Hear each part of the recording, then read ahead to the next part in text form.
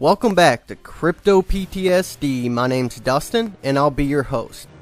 Before we get into the show tonight, I want to remind everybody that if you haven't joined the Crypto PTSD family yet, hit that subscribe button. It'll send you weekly notifications when we upload our new shows. We post our shows on Mondays. Also, if you've had an encounter and you'd like to be a guest on the show, send me an email. My email address is cryptoptsd@gmail.com. That's CRYPTOPTSD, all lowercase, no spacing, at gmail.com. And if you're sending me an encounter, put encounter in the subject line. Alright everybody, let's go ahead and talk about what I've got lined up for you tonight. Tonight we're going to be taking a little trip across the globe. We're going to be having Tony on with Yowie Chronicles on YouTube. He's from Australia. I found Tony through a video that popped up in my feed. I watched it, and he was videotaping a creature, and it just brought me back to my encounter. I won't go into all the details now, but I watched the rest of his videos, shot him an email, he got back with me, so here we are. Let's go ahead and bring Tony onto the show. Tony, thanks for coming on the show, man. Thanks, Dustin. Appreciate you inviting me, mate. Why don't you go ahead and tell everybody real quick about your channel? Yeah, sure. Channel is called the Yowie Chronicles. So if you put a search into YouTube, you should be able to find it pretty easy. All right, everybody, make sure you go check that out. Hit the subscribe button. I promise you, you're going to see some good things. And, of course, everything we talk about tonight, you'll be able to find his videos about these things. But before we get into that, why don't you tell everybody where you're from? My family, I have a wife and 5 kids, and we live on a 5-acre property, southeast Queensland. We're not far from the Gold Coast, probably about 30 kilometres from the Gold Coast, but we're separated by a mountain range. We live in an area called Tamborine, which is a fairly large area. Consists of an area up on a mountain, and then there's also sort of a flat area which consists of sort of acreage country, which is like small semi-rural type properties. And our 5-acre block is located on one of the local rivers which runs through that area.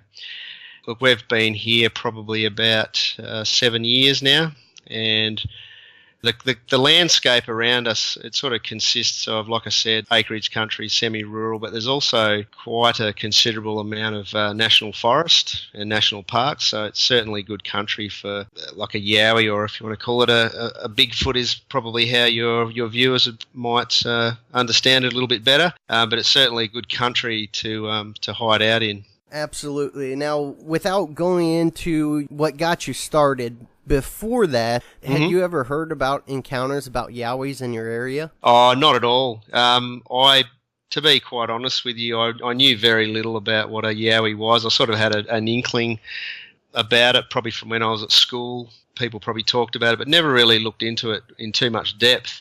Funny thing is, in Australia, we have it's like a chocolate, or you might call it candy in America, which is called a Yowie, and it's looks like a cuddly little creature, and that's probably the only other reference that I knew regarding the Yowie. But other than that, no, I knew very little about it. We have beef jerky that they have related to Bigfoot, so that's where a lot of people gets it. Yeah, no, this is like a little chocolate egg sort of thing with a creature, like a little cuddly little creature painted on the wrapping. So it's actually, the commercials are pretty funny. They always play pranks on Bigfoot, and then he always beats him up, which it's kind of silly. But all right, Tony, well, why don't we go ahead and get into it tonight and start off of where you first heard about it and take us through your whole journey. Now, I know you've got a lot of encounters, so I may stop you in between and ask you a few questions, and then we'll move on. All right? Sure. I guess the first time we sort of ever started entertaining the thought of a Yowie was a number of years ago. I can't exactly remember the year, but it would have been a good 4 to 5 years ago, and my daughter Kaylee was in the hospital, and she was getting her appendix out.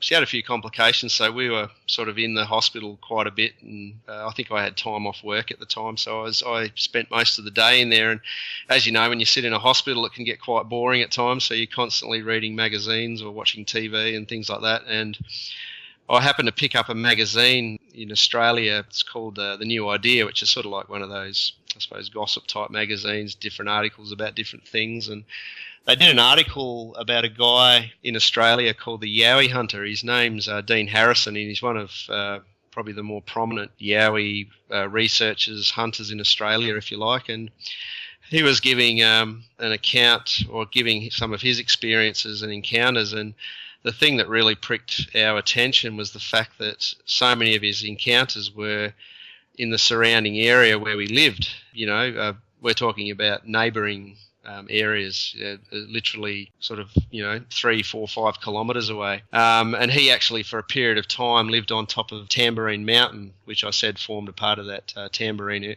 area earlier. As soon as we read that, it really grabbed our attention, and we think, oh, what the heck? This is, right next door to us. So we found that pretty interesting, and we never really thought much of it from that point on. And we went home, and I can't remember the length of time afterwards, but we were sitting out one night around a campfire, which we do often on our property. Just what my oldest daughter was playing guitar and singing, and we're just generally, having a good time with each other. It's very dark out our area too. We don't have street lights. We don't get, providing there's no cloud cover, we don't get a lot of light reflection off the clouds, so it's really nice and dark. The stars are really clear. We did notice over time there'd be these unusual growls coming primarily from the riverbank, which was probably about 40 to 50 metres from the campfire that we were sitting around. Now, at the time, we didn't really know what these growls were, and I just put them down to like we have a pest here in Australia called the cane toad, which was imported many years ago, which has a deep croak to it. It's sort of, this particular growl sounds like a cross between a cane toad croak, a pig snort, and a dog growl. And the funny thing is, I found out later that the growl is actually very, very similar to a koala growl. Have you ever heard a koala growl at all? Ever heard the vocalization of a koala? Yes. Yeah, so very, very similar to that. And in fact, I've actually developed a bit of a theory that I think Yowies actually mimic some of the Australian wildlife. Anyhow, whilst we were sitting around the fire, my wife raised the idea that perhaps this growling was a Yowie, and I just laughed it off at the time. I said, "No, don't be stupid. It's just something like a cane toad or a dog growling or something." I knew it wasn't anything like that, but the old, cognitive dissonance or whatever they call it kicked in, and I just wasn't willing to entertain it at the time. So anyhow, this growling was continuing from the riverbank, and we were starting to run out of firewood. And the best place to grab firewood was down at the edge of the riverbank, because our river floods on a sort of probably once to twice a year and brings down a lot of driftwood, and there's a massive pile of driftwood pretty much where the actual growling was coming from. I ran out of firewood, so I decided to go down to the riverbank. I took my torch with me, and I slowly made my way to where the driftwood was, got to within about 10 metres of this driftwood, and this really aggressive growl came from behind this pile of driftwood. And I just frozen on the spot. Like, I was freaked. I don't know how long it was, but it seemed like about 5 or 10 seconds. I just froze solid. And then I sort of talked myself out of it and said, "No, don't be stupid. It's nothing. Just keep going. Grab the wood and go back up to the fire." The funny thing was, like I said, the growling sounds very similar to a koala growl. And at the time, I didn't even know what a koala sounded like. I know that sounds funny coming from an Australian that's lived here all their life, but I grew up in an area over in WA where there was no koalas, so I'd never actually sort of heard a koala vocalization. Anyhow, back to the story. I decided to proceed further and took about another 3 steps.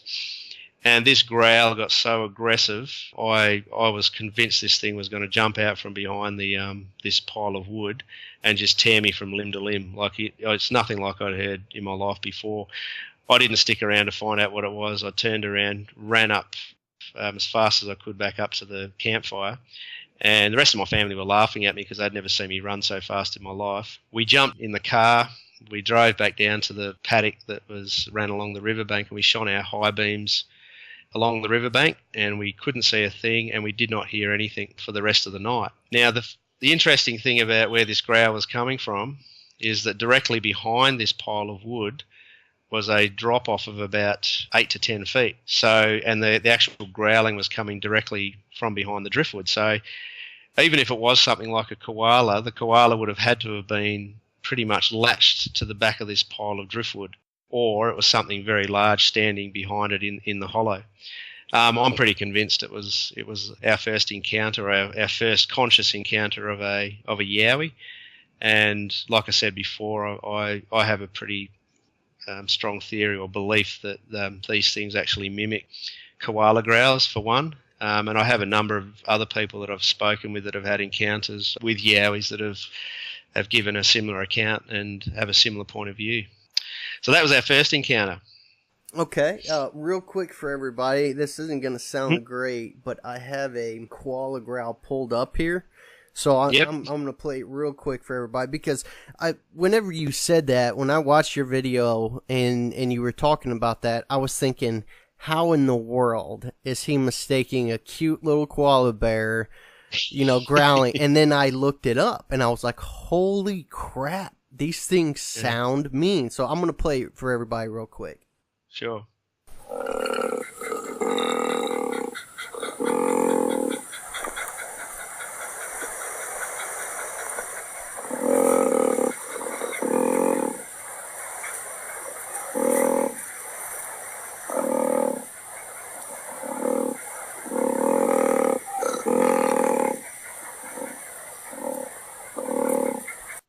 Okay, it wasn't that loud, but everybody gets the idea there. Just look it up. In the background, there's a dog panting. It was just the first one I clicked on. But you should hear it when it gets worked up too. It actually gets really wound up. But if people want to get a bit of an idea of what we've been hearing, if they go to Chronicle 9 parts 1 and part 2, I'll actually have a recording of some of those growls. You have to go through a fair bit of the video to pick it, and some of it is quite faint, but there is quite some parts in there that are actually quite distinct. So, but yeah, that's very similar to what I heard. But the one where I went down to the wood heap, it was about 10 times more aggressive than that. It was literally wanting to jump out from behind the wood heap and tear me from limb to limb, I'm sure. Now, could you? I'll ask you a couple questions here, and then we'll quickly move on. But could you feel the growl? I mean, would you say that you felt the growl? Oh, look, it's difficult to remember. The only thing, the distinct things I remember was how aggressive it was and how much it freaked me out. Like, I've never been freaked out like that before in my life. It was very loud, very, very guttural. Yeah, look, it just sent me up that riverbank. Probably faster than I've ever run in my life before. So it was pretty scary. Now, I've never actually heard one in person growling at me, but I've heard recordings of what I believe are real Bigfoot, and the audio never picks it up right, but it's always explained as a guttural growl. And depending on the situation, some people say you can feel it. Others say that it's more of the how loud it is, it gets in them, which in your head at that moment, you're panicking in a way. There's so many things going through your mind, especially when you're trying to write it off as a cane toad. Oh yeah. Well, that was just the idea I had in my head initially when I didn't want to entertain the thought of it being a yowie. The other reasons I think they imitate koalas is the growls that we hear from our riverbank. Every time I go down to investigate them, they always seem to respond to my movements wherever I go. There are a number of occasions where there's been 3 separate growls in 3 different locations on the riverbank, and if I move to one growl, the growl from the other end of the river starts getting real aggressive, like there's this protective communication that they're trying to either warn me off going any further, or they're trying to communicate with the creature that I'm heading towards. The growl's always coming from the ground, and that's not to say, koalas do go on the ground, and they to obviously move themselves from tree to tree. In mating season, they like to move around as well, but they're always on the ground, and just also connecting the dots with other people that I've spoken to. Like there's a guy down in Victoria that I've had long conversations with about his experiences, and he had a pretty distinct visual encounter once, and the preceding event that happened before he actually saw this was a growl that grabbed his attention, which was very similar to a koala growl, and then he investigated it further, and then this Yowie stood up in front of him, and that was his experience. So, and the other fact is that since we've been living on this property, which is it's over 7 years now, we've only ever seen 2 koalas on our property in that whole time. Every time I've gone looking for them, tried to find them, we cannot find them. They're just very rare. Most of your activity is along a creek or a drainage ditch, is that right? That's right. We live on a river, so it also has a number of intersecting creeks coming into the river right near our property. Now, those creeks extend all the way through the neighbouring properties and actually go into nearby national forests.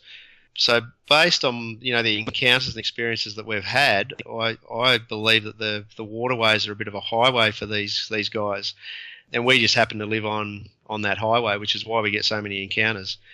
So, I certainly wouldn't consider myself a Yowie researcher or a Yowie hunter. I don't go spending long hours of a day or doing the hard yards like a lot of these guys do, going out and searching, in the rainforests. We just happen to be very lucky, or some people would say unlucky, that these things seem to pass through our property on a regular basis. Okay, so the first kind of pivotal point was the campfire, the growl, going to get firewood. I got one more question about that, and then we'll move on to the next. Yep. Whenever you turned around and decided that you weren't going to get your brave guy card and you went running back, what was the discussion like with the family at that point? Oh, well, first of all, they were laughing at me. But look, it's certainly the topic of Yowie really started to come into play, I suppose. I don't think we still really entertained it seriously, but the fact that encounter was so vivid and so aggressive. And then obviously we drove down to right next to the riverbank in the car and shone the high beams up and down, and we didn't see a single thing, and we didn't hear a sound for the end of the night. We knew that there was something very unusual going on. So that was probably the entry point, the thing that really started things off. What happened next, Tony? Well, probably the encounter that really convinced us was probably the clincher, and that was if you want to sort of see this on a video or the actual account of this, Chronicle 1, parts 1 and 2 was where it probably really took off. Basically what happened is my son and my daughter found a footprint right down on the water's edge. My wife rang me during the day while I was at work, and she said, the kids have found this footprint, and I think we should get a cast of it. I said, yeah, definitely, we'll get a cast. I'll do it on the weekend. At that time, I was getting home really late at night and just didn't have the time to go down and get it. And anyhow, I got home on a Friday night, and there was this big storm coming in. My wife said, listen, if we don't just go down there and get something tonight, even some video footage, it's probably going to get washed away. And I agreed with her. I said, yeah, you're right. But to be honest with you, I was a little bit freaked about going down on the riverbank, since that previous encounter. I never had any problems prior to that. I'd go down there all the time. It didn't bother me. But since that first encounter, I was a little bit scared. And also the fact that they found this footprint, I was really starting to entertain the thought that something was going on down there that I was previously unaware of. So we decided. I got my wife to jump in the car, and the kids jumped in the back seat, and you'll hear them screaming on the video. And we drove down to the bottom paddock, which is where the river runs through. And we opened the gate. My wife drove the car through. I was out opening the gate, and I had the video camera with me.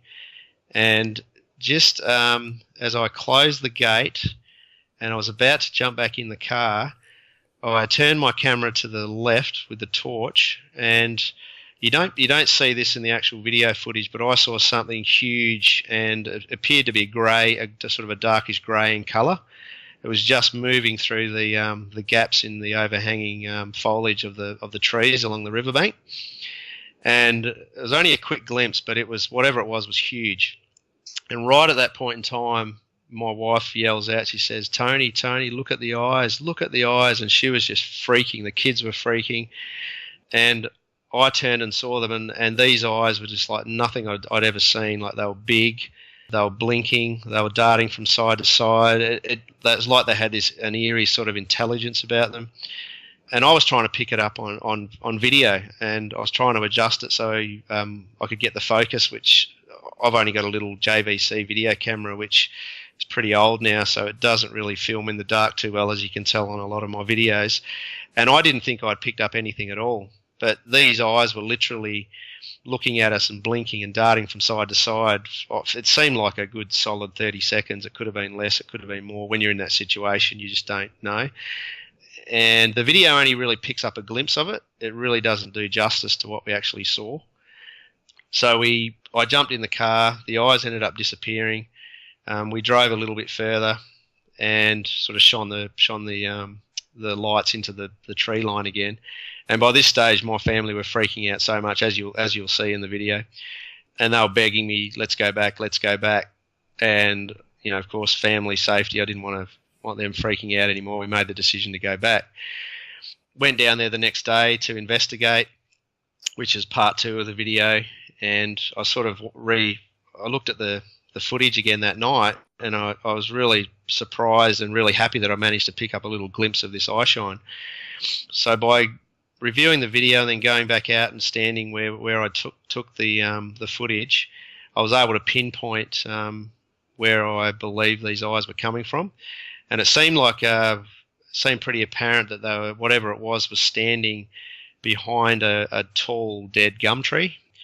Now, I don't know if you viewers are familiar with a gum tree. It's one of Australia's native trees, and in fact, believe it or not, you've actually got them growing everywhere in Los Angeles. If you drive along the freeways of Los Angeles, they're literally everywhere, even out the front of Disneyland. So if you ever want to go and see find a gum tree, that's where you'll find them in America. And right behind that big gum tree seemed to be a foot impression. Now, I stood in that exact same location to look back to where I was filming, and right in my line of sight was a massive thicket of what we call lantana in Australia. Now, lantana is a weed. It was introduced from some other country, but it just grows everywhere. Now, when I look back to where I was standing, I was looking straight into this thicket of lantana, and I couldn't see the location where I was filming from. So I'm about 6'1" tall. So whatever was looking back at us that night was, I would estimate, at least 7 foot tall minimum. And there was other sort of footprints around on the ground at the time too. Most of them pretty difficult to confirm whether it was a Yowie or some other creature walking along the riverbank. But that was the first really freaky encounter that really clinched it for us. We knew that there was something definitely going on, and based on what we'd been told and based on our experiences to that point, we're pretty convinced that Yowies did exist. Okay, now I've got a couple questions for you. Sure. So, real quick to everybody, in the video, this is the video that I saw. This was the first one I'd ever seen of him, and he's right. It's just a tiny glimpse, but you can see, I mean, without a doubt, you can see the eyes. Now, it's just the glint of them, but on how far apart they are, I mean, it took me right back to my encounter, and that's why I was like, oh, this guy's for real. Plus, your kids are screaming in the vehicle, wanting to leave, and it was, you could tell, it was a true panic. There was no acting going on. But how far away would you say the creature was in that glimpse of the video? Oh, based on where I was standing, I would probably estimate about 80 meters, so 3 feet 2.5 inches. Okay. Oh, hang on. No, 3 feet 4 inches. 4 inches. There we go. Yeah. So it's 100 centimeters in the metric system. So which works out there's 30 centimeters to a foot.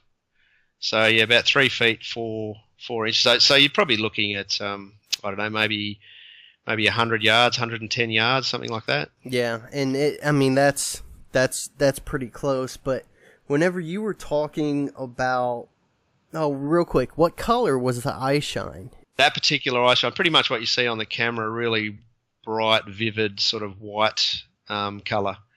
And it just glowed like I've never seen eye shine glow like that before. I mean, we've had numerous eye shine encounters since then, but because that was the first, it just sends shivers down our spines. And look, for a period of time, I've got to admit, for a period of time there, we were seriously considering selling and moving, simply because I was beginning to be afraid, for the safety of the family. And we started piecing a few other things together too. The previous owner of the property that we live on, for some strange reason, sold up to us, and he'd done so much work on the property. Like he'd developed it so much. He'd put sheds up, he'd put irrigation, fences, and he'd started building a house, but he never finished it. And then for some strange reason, he sold.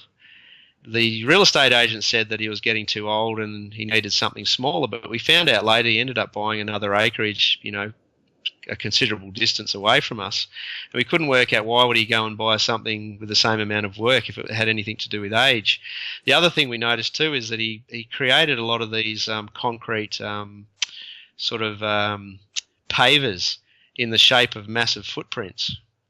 And we started wondering whether he had actually had some pretty scary encounters himself and decided that enough was enough and it was time to move. So, look, it's just speculation, but we sort of figure that may have been a distinct possibility. So, were they stepping stones? Is that what you're saying? Yeah. Okay. He made heaps of them. Like, he's probably made 100 of them. Like, this guy, he put a lot of work into it, and like we use them for footpaths and that now around the place. So that's funny. Yeah, it is. We'll come back to that. I actually wrote down a question that I want to ask you at the end, so we'll get back into that stuff. But back to the encounter here. When you said that it was? Oh, I got one more question on the eyes. About how far apart were the eyes, if you had to guess? Oh, gee, it's difficult to guess because in the moment, I know they're a long way apart. Like I'd be estimating, to be able to see what you don't really see, I suppose, in the video is you don't really see two distinct eyes. You can see sort of what looks like two eyes there, but they're sort of blurred together. But because the camera didn't really pick it up that clear, but when we were looking at it, we saw two distinct eyes. And when you're looking at a set of animal eyes from that distance, you generally don't pick up two distinct eyes, large eyes, unless they're a considerable distance apart. So look, they must have been, 4 or 5 inches apart, something like that. I mean, that's just estimating, based on, memory of how vivid it was and how clear they were. Possibly more, I don't know. But that's just a rough guess. So, and I'll just quickly go over this, but, I've seen the eye shine a couple times, and the first time it was like a whitish yellow that would deepen to like an orangey color. And then the second time it was blue, then it was green, and then once it started moving, it was white the rest of the time and never changed again. It was weird. In the beginning... Yeah, Go ahead. No, I was just going to say I've had red eye shine from the river previously too. And it was probably, I would say, maybe 15 metres away from me. I was standing on the paddock looking into the trees along the riverbank, and I could distinctly make out two large red eyes glowing at me. From a literally 15, maybe 20 metres at the most away from me. And I was shining it on them. I turned away and yelled out to Beck, my wife, who was, probably a good 100 metres away, to say, I found eye shine. And the moment I shone back to re-spot the eyes again, they disappeared. And they were big. And the height because our riverbank drops away steeply, like it's a massive drop-off. So where this thing was standing, where these eyes were looking at me, again, this thing would have at least been, probably 7 foot plus tall at least. And the eyes were, like I said, at that particular occasion, I would say at least 4 inches apart for sure. It was big. Was the one where you saw the white eye shine, was that with an LED light? No, it was actually with the headlights of the car. So that was a fairly old car. So yeah, just your normal halogen lights basically. So yeah, no LEDs at all, just straight halogen. Okay. Yeah, it's funny because the second set of eye shine that I saw, it was doing the same thing you're talking about. We have haulers here in Missouri, and it was actually standing down the hillside with just its head sticking up on top of the grass. So that's hilarious. That it's the same thing. Okay, last question here on this one. Yeah, sure. You said it was darting side to side. Now, what do you mean by that? I mean, the eyes. So what it was doing, it was like it was turning its head. So it was looking to the left, looking to the right, back at us, left, right. So it was like it was looking around maybe for an escape path or making sure that there was nothing else that was going to catch it out. Like it was just very alert and very, very on edge. So when I say darting around, the actual head was turning. Would you say that it was twitchy? Like unnaturally twitchy, fast, but unnaturally smooth? Look, when I say twitchy, I just say its movements were very quick. Like it was really, really like it was very alert and really on edge. Like it had heightened its senses just to avoid, I think, being caught or someone else sort of approaching it from another angle. You know that sort of thing. Yeah. Like nothing else I'd seen before, though. Like I said, it just had this eerie sort of intelligence about it. Like it was looking back at us as if, it knew what was going on. The situation. Exactly. Well put. Definitely. Okay, let's move on. What happened next, Tony? Well, that's a really good question because on my videos they're not chronological. I've sort of put them up and I've put the dates at the start, but they're certainly not chronological. I suppose probably what I'd do is probably give some of our more significant encounters. Maybe I might move on to just the second chronicle there, which is the running. The first time I'd actually heard this thing run. Now we have a shed at the front of our property, and it's about 6 metres by 15 metres, so we keep our sort of ride-on mower up there and tools, and we've also got a gym set up there as well. And this was, I was probably up there at about, I guess 7:30, 8 o'clock at night, so it was dark. And at the time we had a Kelpie dog, pet dog, which is an Australian breed of dog, sort of related. I think they're bred from the dingoes, which is a wild dog here in Australia, and she used to just run free on our property, and she would often alert us when these Yowies were around. I was up there at about 7 or 8 o'clock at night, and I was doing a gym session, a workout. And prior to this experience, my wife had actually heard heavy two-footer running on a number of occasions up and down the paddock on our riverbank, and I hadn't actually heard it until this point in time. And I'd stopped for a break in between doing sets, and I was just sort of down looking at my phone, and all of a sudden our dog started barking. The Kelpie, Molly, her name was. She's no longer with us, unfortunately. She was a beautiful dog.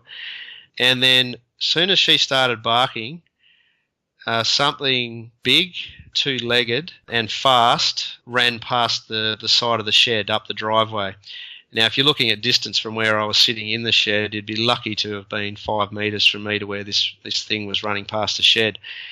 On the title of my video, I say Yowie sounds like Usain Bolt, but that's the only way I could describe what the running sounded like. It was how I'd imagine Usain Bolt would sound like running at three-quarter pace.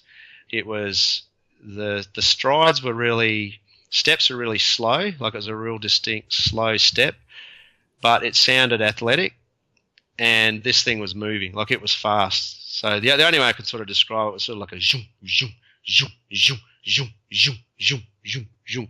And this running just continued all the way up.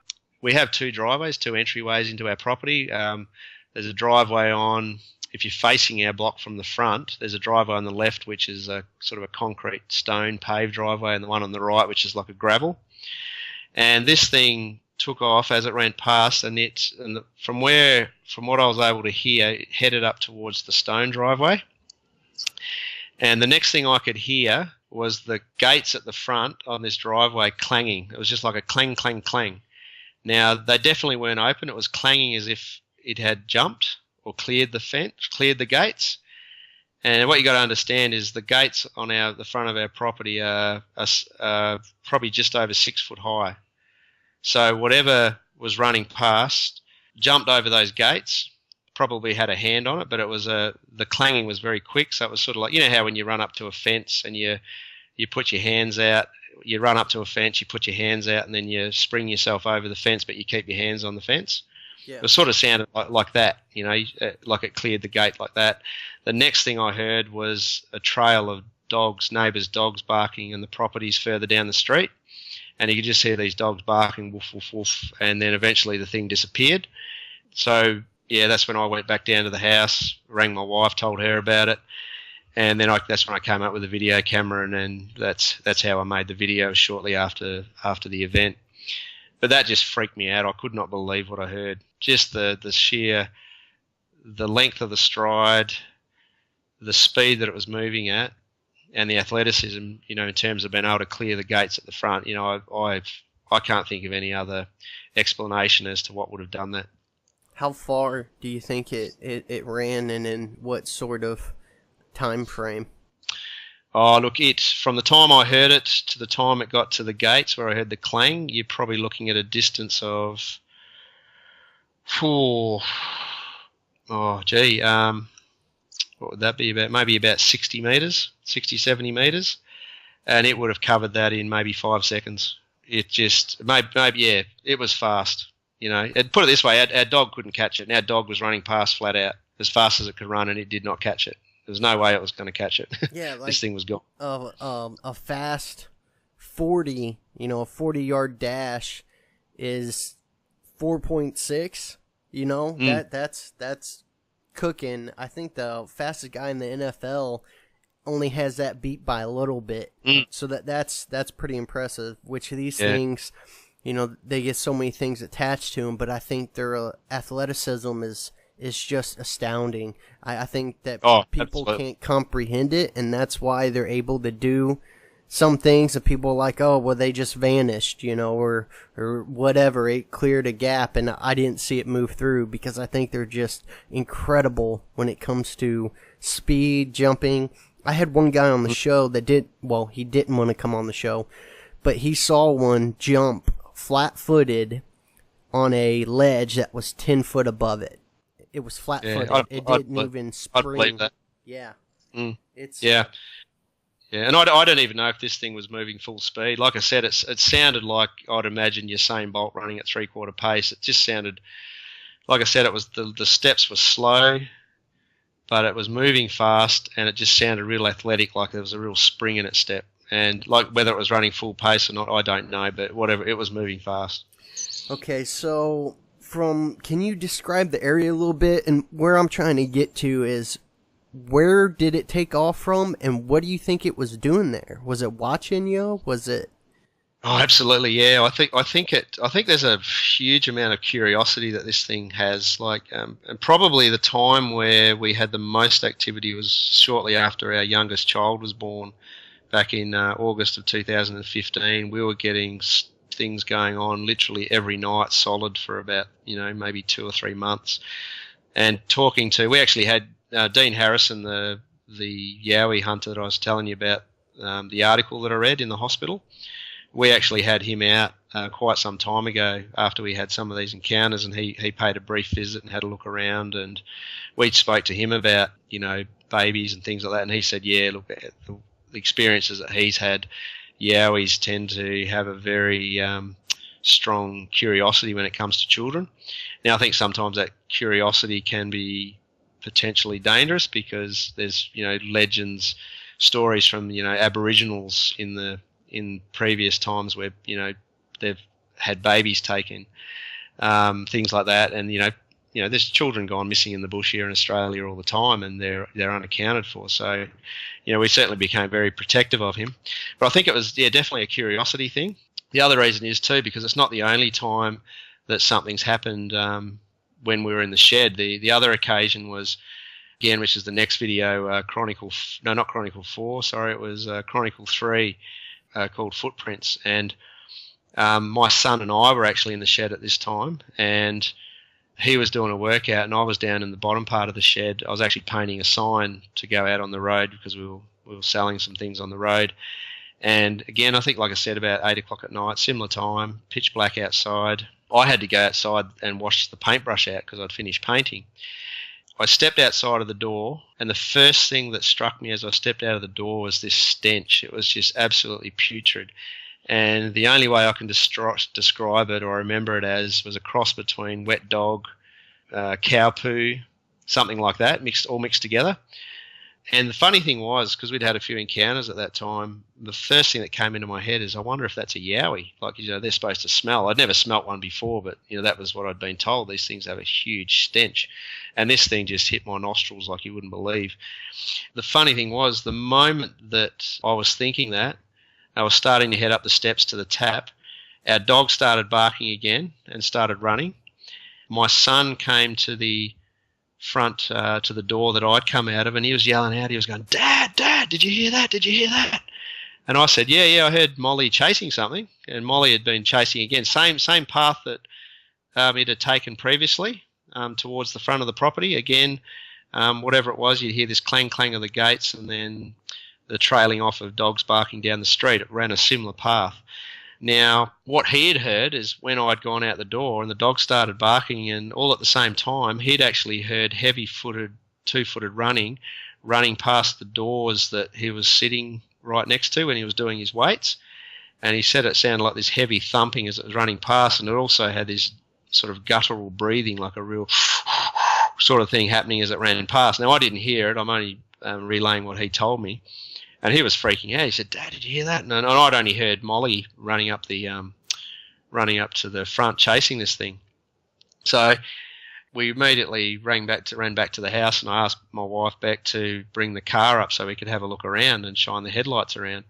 And as she got up there, we shone the headlights, and by that stage I'd gotten my torch, and we're looking on the ground, and we really must have freaked this thing out. It must have panicked, because normally, the way I understand it, these things don't leave footprints very often. Usually they're very, very discreet and very, very cover their tracks very well. Like we've had probably maybe a total of 4 distinct footprints since we've been here, but generally we don't see much at all. But whatever had run and left that spot there, I believe had panicked, and it had left these. They weren't footprints into like a full-size footprint, but it was like a when you're running up on your toes at full sprint, it had basically flicked little sections where this thing is up on its toes, flicked the gravel stones back. Now, what made it really clear was just before we had this encounter, it had rained, so the whole surface of the ground was wet, except where these footprints were. These footprints, the stones had been flicked away, and there was dry dirt underneath it, so we knew immediately that this thing ran very, very recently. So we knew that whatever ran away at that stage left these footprints. Now, these things were you'll see it on the video if you decide to watch it, but some of the bigger ones were 4 to 5 inches wide. And the other thing I noticed too is that I think there was actually two yowies there at the time, because the footprints didn't follow a distinct pattern. It didn't follow a distinct pattern of a 4-legged creature where it was distinct footprints landing at the same time. It was all sporadic and very inconsistent, almost like there was 2 sets of footprints running at different pace, and possibly 2 different sized creatures, because some of the footprints were varied in size from large to small. And these footprints continued all the way up to the stone driveway where it had, the night that I had the previous encounter, had run up the stone driveway again, cleared the fence, and then ran up past the dogs. So, and I think very much a curiosity thing. I think they're there having a look to see what we're doing. So, yeah. There's something which I've talked about on the show before, so I'll have to talk to you about it after we get done recording. But that's just fascinating. I've come across the exact same thing. Were the steps in a line, or were they left, right? What? Oh no, straight line. There was definitely a definite path that it was following. It just wanted to get out. Like it just wanted to leave. Like I really believe I'd freaked it. I'd made it panic. And I don't think these things panic much. I really think they're very switched on. They're very aware of what's going around them, very elusive. But for some reason, as soon as I opened that door, it was off, and the dog had started barking. She had obviously picked up on a scent, and all it wanted to do was just get out of there as quickly as possible. But it was definitely a straight line, but what the actual distances between the footprints varied. Sometimes they were really close together, almost next to each other. Sometimes there was a considerable distance. So it almost seemed like there was two creatures running, and they had different sort of length strides. is probably the only way I can describe it. For everybody listening, I keep talking about things because this whole time I'm weighing in my head Yowie versus Bigfoot. What you have to what we have, and so far on every single thing they've matched, from eye color to the distance to how they run. These things they step in a straight line. They walk around their feet, unlike human beings, which walk over our feet. And so that's what gives them that inline pattern. This is all just so fascinating.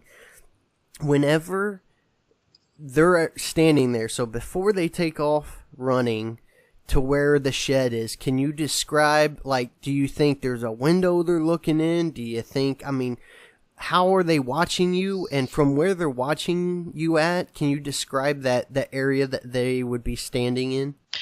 Well, the first encounter I had where it ran past the shed, I suppose the shed runs long ways down the property, so the long length is, if you're like the short end of the shed where the two doors were, where my son was sitting, that's facing the front boundary of our property.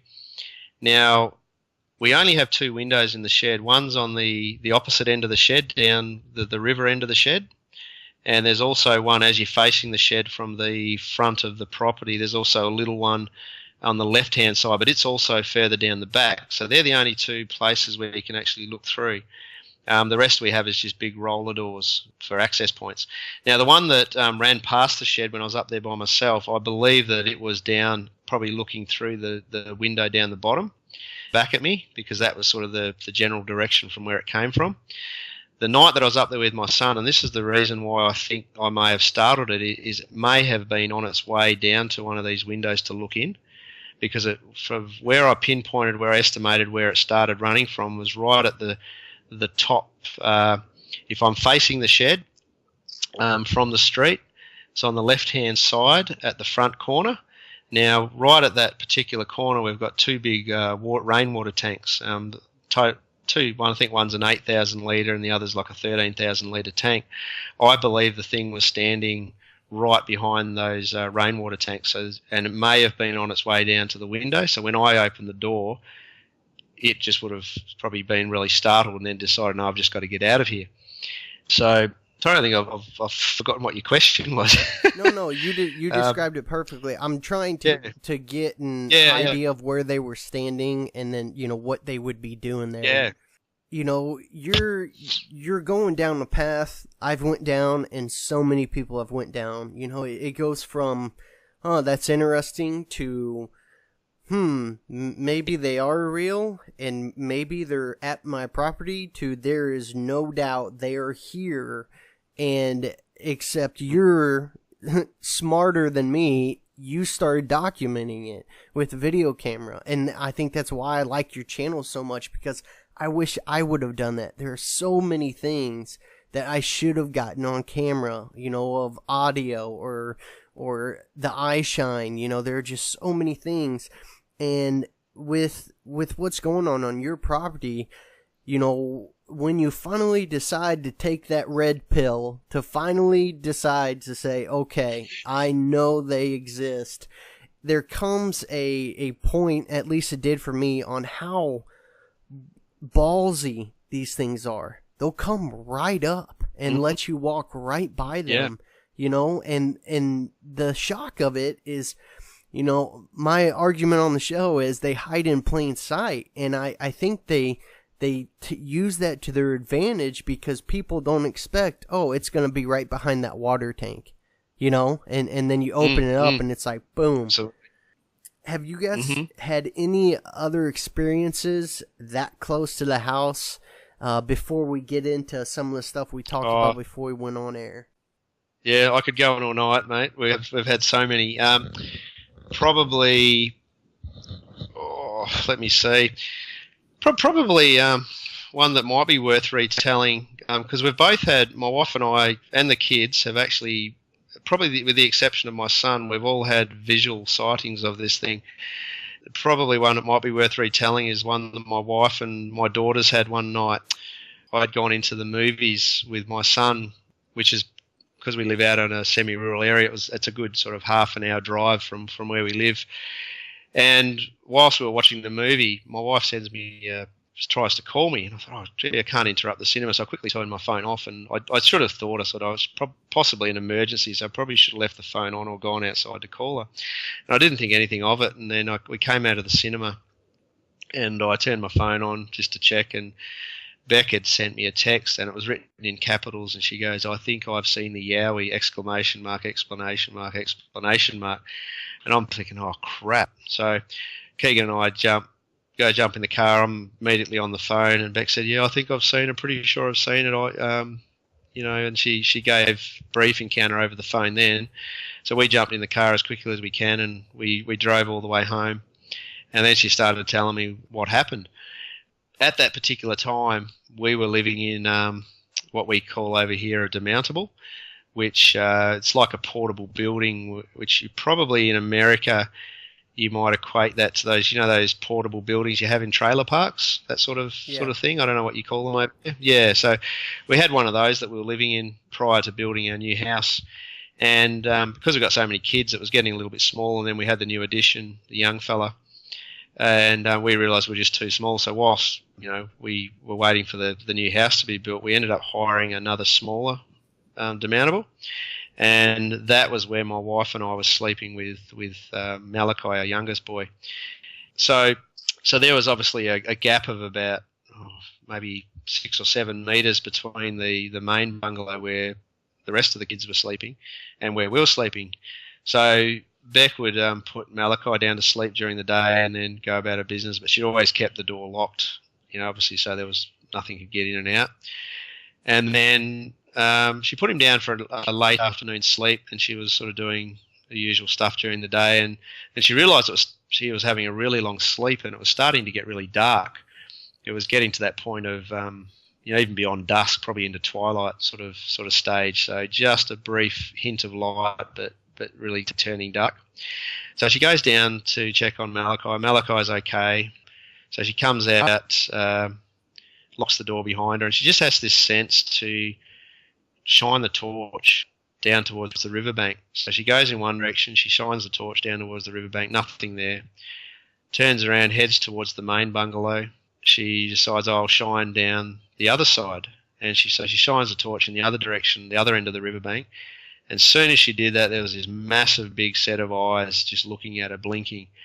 And it was sort of popping its head up and down, and then it would sort of slink back down, almost like it was going down on its belly, and it was sort of going into the grass, and then it was sort of slowly moving its way back in the grass, and then it would pop its head up again a little bit. And whilst this was going on, it must have happened for a reasonable amount of time. She called the girls out. I've got 3 daughters, and they all came out. Now, my wife's colourblind, so she can't see sort of subtle differences in shades of colour. So all she could see was the eyes. And immediately she was thinking, it's just one of our sheep or one of our goats, because, that's just what the human mind does, I suppose. It wants to explain things away logically. My 3 daughters came out, and they were all convinced, because they're not colourblind, they were all convinced they saw a massive head shape, huge shoulders, and no neck, probably down to, from what they're telling me, to just below the chest area. And this thing just continued to slowly slide down on its stomach into the grass, and then eventually it just disappeared. And obviously my wife, she freaked out. She went and grabbed Malachi and woke him up, took him into the main bungalow, and that's when she called me. So that was their real freaky encounter. So that was the first, and probably the only real visual sighting that they've got. But that was really freaky for them. It freaked me out too, because it really started bringing home that, this thing could be potentially dangerous. Now, what about you? Have you had a visual encounter? Yeah. I mean, obviously, apart from the multiple eye shines that we've seen and the glimpse that I saw of something moving in the trees that first night, it was probably 3 o'clock in the morning. And again, we were still living in the bungalow, as we called it, the demountable. And we've got 2 dogs that we keep in a large pen. One's a Malamute Shepherd, and one's a pure Malamute. Now, the Malamute, pure Malamute doesn't bark. I don't know if you probably know a little bit about Malamutes, but they howl, and that's the way they talk. They don't tend to bark much, but the Malamute Shepherd's obviously got shepherd in him, and he barks all the time. And I don't normally get woken at night, but Cairo's his name, the Malamute Shepherd. He was just barking like I've never heard him bark before. It was seriously like he was trying to get at something on the other side of his pen and really have a go at it. Now, normally, my normal reaction is to quickly grab the video camera, race outside and see if I can capture some footage, because I knew it was something like that. But on this particular night, I knew it was a full moon. Like it was about as bright as you could possibly get a full moon. It was almost like daylight outside. So I decided if I just go and wait at the window, I'm going to see something. So I just crept really quietly around to the other side of the bed, looked out the window facing towards the dog pen. Now, I couldn't see all of the dog pen, so initially I couldn't see what was going on. The Cairo was still barking, but I still had like a garden shed and a couple of trees in the way. And then I was probably only looking for about maybe 30 seconds, and then all of a sudden, this tall, two-legged creature just sort of almost casually just started walking down towards the riverbank and walked down our driveway and just headed towards the riverbank. I estimate, based on, I sort of lined its head up with the top of the post of the pen and things like that when it walked past. I reckon this one was probably around about 7 foot tall. Now, admittedly, even though it was bright, it wasn't clear enough that I could see any facial features, and it wasn't bright enough that I could make out distinct hair, but it was bright enough that I could tell that whatever it was wasn't wearing clothes. It was very dark, and it was a very, very clear, distinct, large two-legged creature. And, if you're talking about trying to rule out other possibilities, the bottom end of our block is very, very secluded. The only reasons I could think of that a person would be down there at that time of the morning was, one, if they were drunk or on drugs, or secondly, they were there to try and steal something. And this thing clearly wasn't doing either of those. It was clearly not drunk. It was very casual in the way that it walked, but also had a distinct sort of purpose in terms of where it was heading. It clearly wasn't there to steal anything. For some reason, it was up next to the dog, stirring the dog up. The dog, I don't know what it was doing to the dog, but Kyra was wanting to jump over the fence and tear this thing apart. So it didn't seem disturbed by the dog, just casually walked past, and then I quickly woke back up and said, back. And I think my words were, there's something freaking large just walked down our driveway. Like, I was freaking. And I think, as you probably know, and the similar, characteristics of a Bigfoot is that these things are highly